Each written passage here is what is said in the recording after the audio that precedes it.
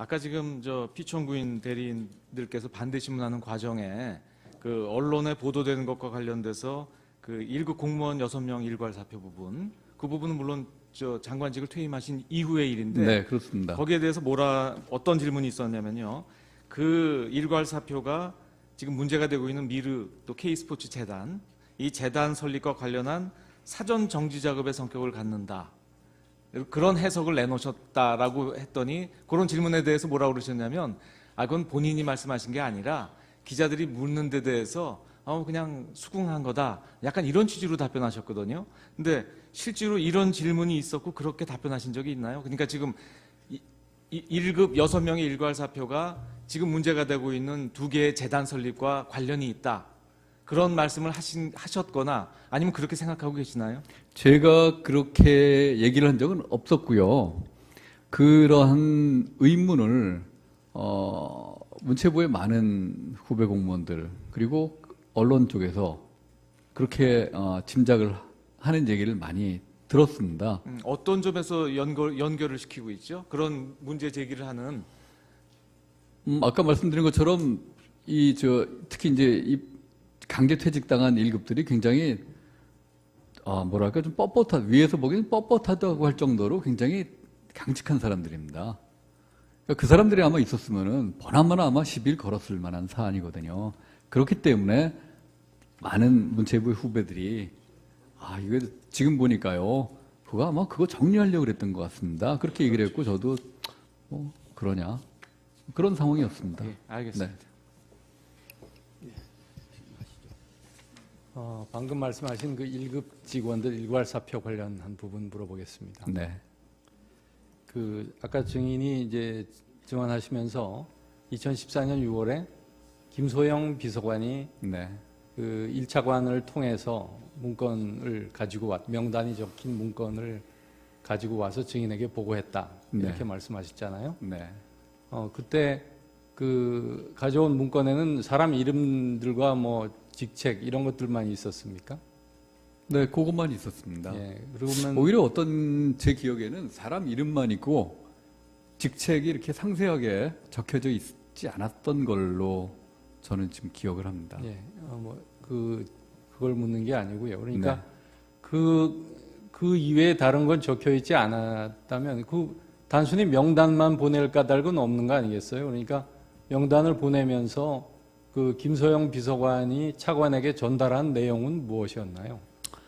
그러니까 그 명단에 있는 사람들은 절대로 지원해서는 안 된다라는 취지였습니다. 그러니까 구체적으로는 뭐 그런 정도만 있었나요? 아니면 구체적으로 뭐 어떤 뭐 지원의 내용까지 언급한 것이었습니까? 지원의 내용은 가장 뭐 당연히 저희가 생각했던 거는 우선 국고와 문해진기금의 재정 지원을 끊으라는 그런 걸로 저희는 받아들일 수밖에 했습니까? 없었습니다. 예.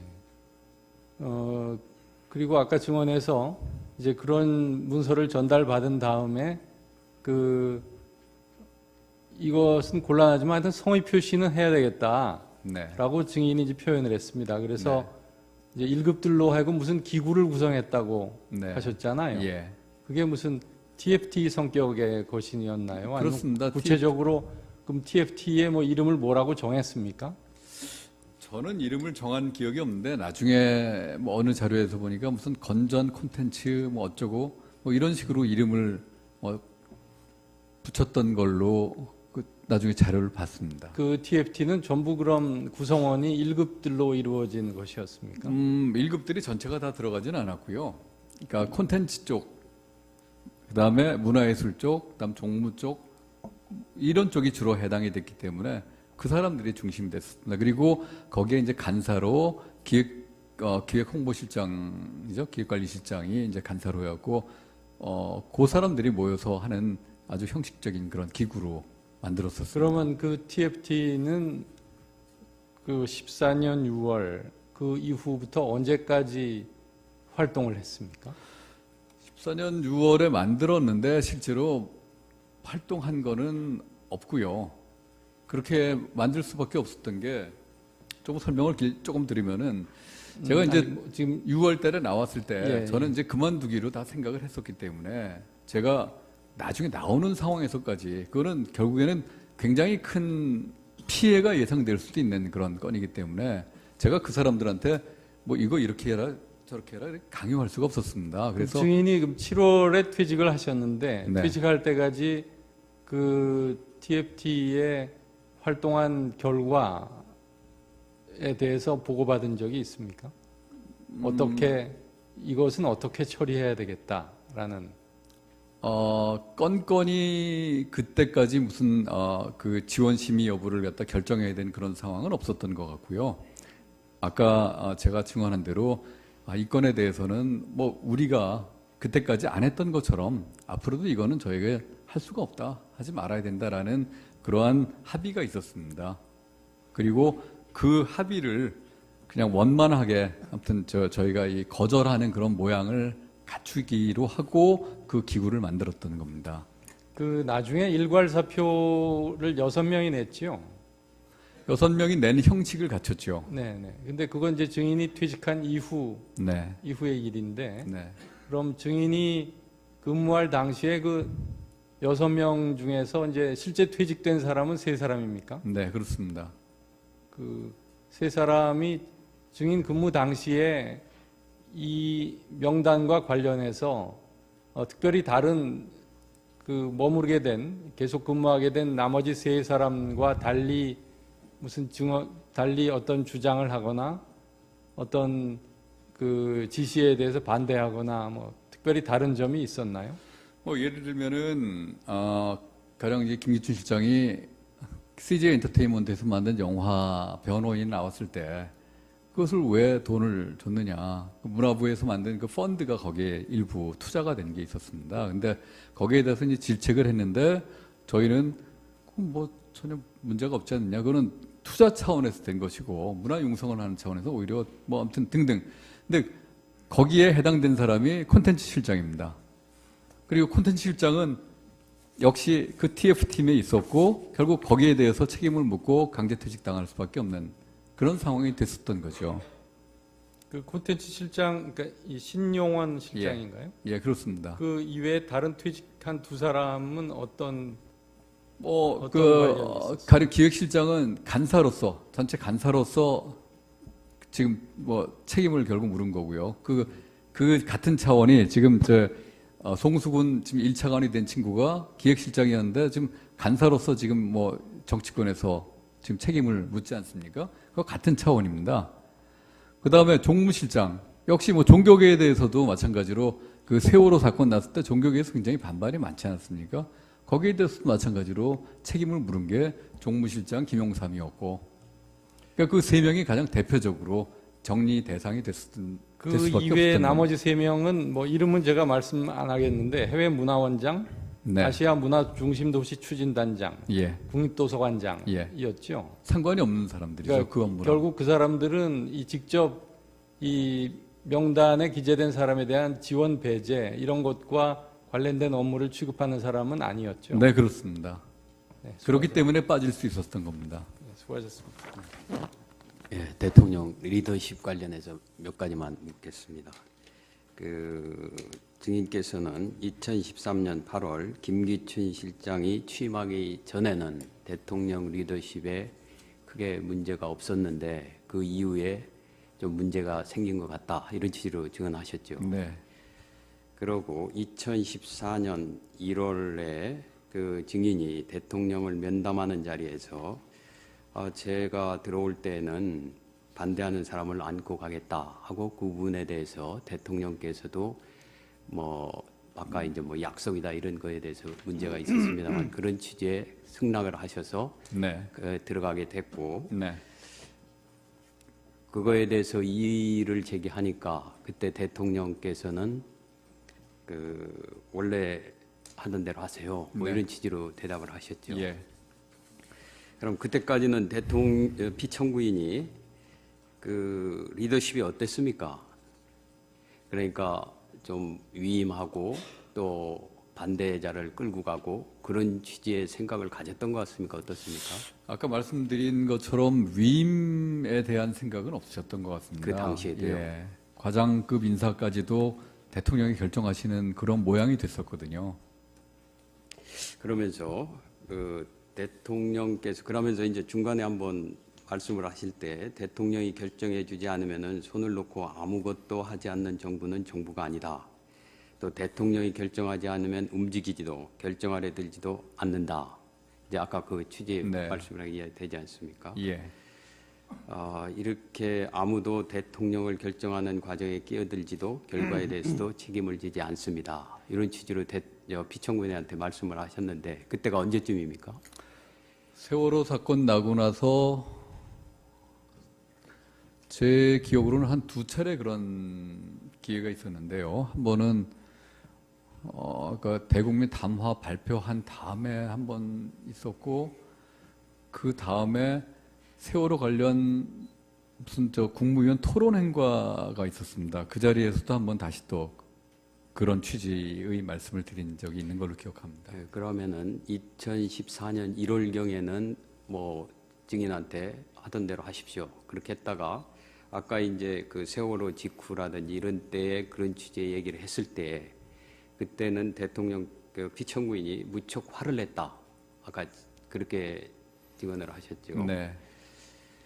이 피청구인이 이렇게 좀 그 어느 의미에서 반대되는 의견을 제시한다든지 이런 거를 할 때 막 짜증내고 또 화를 내고 이런 좀 변화됐다고 할까요? 그런 때는 언제쯤으로 추정을 하세요? 저희 기억으로는 세월호 참사 이후에 그런 모습을 봤습니다. 그 전까지는 제가 2014년 1월 29일에 가서 저로서는 굉장히 힘든 말씀을 드렸는데도 불구하고 거기에 대해 전혀 짜증을 안 내시고 원래대로 하세요. 그렇게 얘기를 했기 때문에 제가 용기를 내서 그렇게 할 수가 있었는데 세월호 사건이 난 이후로는 제가 다시 그런 말씀을 드렸을 때는 짜증을 내셨거든요.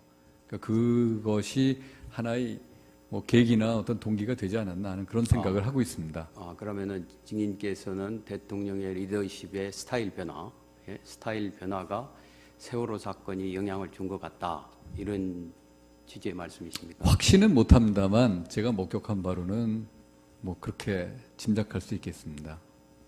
그 아까 승마협회는 굉장히 그 문체부에서 관할하는 그 협회 중에서 굉장히 작은 단체라고 하셨죠. 네.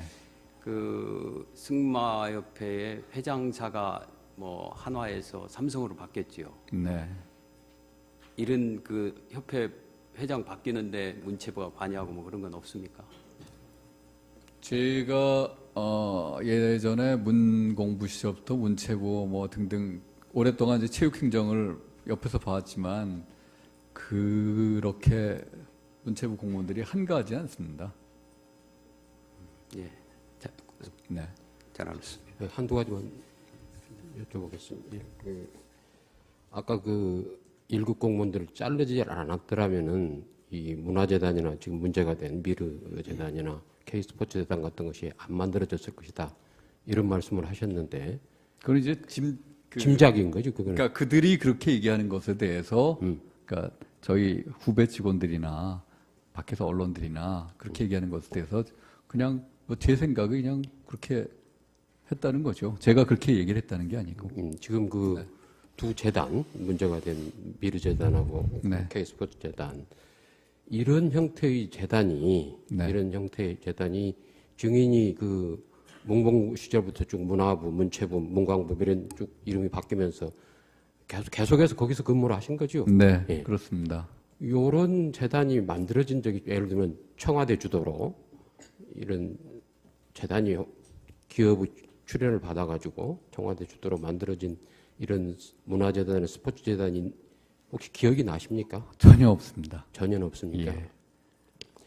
그다음에 이제 그 아까 이윤택 씨는 뭐 지원을 받았다 그 아까 질문하다가 그냥 중간에 끊어졌는데 그분은 명단에 올라 있는데 어떻게 지원을 받은 거예요? 그 부분을 좀 설명을 드리면요. 명단이 없었다라고 주장을 하는 사람들은 그 명단에 있었던 사람들 중에서 지원을 받은 사례가 있다라는 거를 이제 반증으로 듭니다. 그런데 실제로는 문체부 공무원들이 제가 사무관 때였던 것처럼 명단에 있는 사람들을 빼주기 위해서 굉장히 많은 노력을 했습니다. 그래서 그 와중에서 지원을 받은 사람들이 있었어요. 그리고 나중에 이제 그게 청와대에서 발각이 나갔고 아무튼 엄청나게 질책을 당하고 뭐 이 좌천을 당하든가 그런 일들이 벌어진 겁니다. 뭐 예를 들면은 뭐 창작가 비평 같은 경우도 지원을 받았는데 그 창작가 비평 지원했다 그래갖고 많은 사람들이 질책을 당하고 하는 그런 일들이 있었거든요. 그러니까 명단 자체가 워낙 허술하게 만들어졌기 때문에 빠져나갈 수 있는 구멍이 있었고 그 결과에 대해서 아무튼 뭐 지금 이쪽에서는 명단이 없었다는 그런 그 반증의 사례로 얘기를 하고 이쪽에서는 아무튼 뭐 다른 또 사례로 되고 네, 그런 겁니다. 네, 한 가지만 더 여쭤보죠. 그 네. 증인이 이제 아까 7월 16일 날 이제 면직이 됐다 이렇게 네. 말씀을 하셨는데 그 인사 발표는 언제 있었습니까? 7월? 6월 한 달쯤 전이죠. 6월 13일인가요? 제가 모스크바 출장 가 있는 동안에 개각 발표가 났습니다. 모스크바 출장 가 있는 동안에 개각 발표가 났습니다. 그 정성근 후임이 이제 정성근 예. 씨가 장관으로 이렇게 예. 제청이 됐는데 그분이 그 청문회 과정에서 결국은 그만두고 말았는데 예. 그 후임 장관이 임명된 뒤에 면직이 된 건가요? 그다음에 아니요. 정성근 씨는 이제 안 돼 버렸고 예, 정성근 후보가 결국 안 됐는데 그 후임 장관을 지명하는데 한 달 정도 시간이 걸렸던 걸로 기억을 하는데 뭐 그 상황에서 그냥 면직 통보를 받았습니다. 그러니까 통상 우리가 그런 경우가 많이 있는데 청문회 네. 과정에서 그러면은 대개는 후임까지 임명되고 나서 면직 처리를 하던데 예. 아까 증인은 중간에 그냥 면직이 됐다고 그래서 이제 네, 여쭤보는 그렇게 된 겁니까? 상황이? 제 판단을 말씀드리면은 오죽 미웠으면 그랬을까 하는 생각을 했었습니다. 예, 알겠습니다. 예. 예. 그럼 이상으로 유진영 증인에 대한 신문을 마치도록 하겠습니다. 증인 수고 많으셨습니다. 예, 돌아가셔도 좋습니다.